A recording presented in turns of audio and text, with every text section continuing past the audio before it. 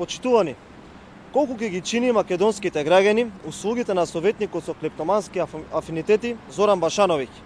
Колку пари месечно ќе се двои од државниот буџет за советите на српскиот естраден менаџер? Колку ќе чинат услугите на партискиот пајташ Митко Андреевски? Помалку или повеќе од тендерите кои ги добиваше со човек фирма од Струмица газ?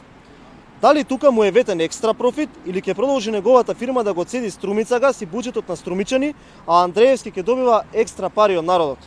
Ова се прашања кои заслужуваат одговор. Не се работи за милионите на Вице или Зоран Заев, туку за пари на граѓаните.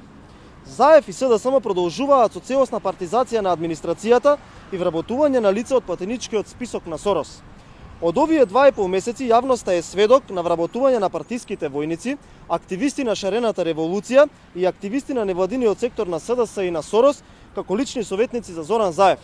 До вчерашните платеници на Сорос и партиски послушници сега се на платен список на владата на СДС со пари на сите граѓани на Македонија.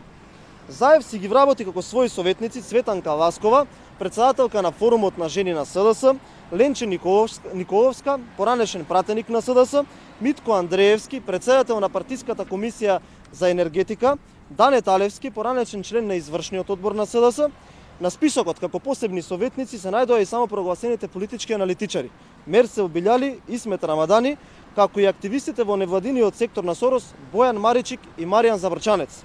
Јавноста не доби одговор на каков начин и со кои критериуми се вработени овие лица и по колку пари месечно ќе се земаат за советување на премиерот Заев. Граѓаните очекуваат одговорно и транспарентно работење од владата на СДС и Зоран Заев.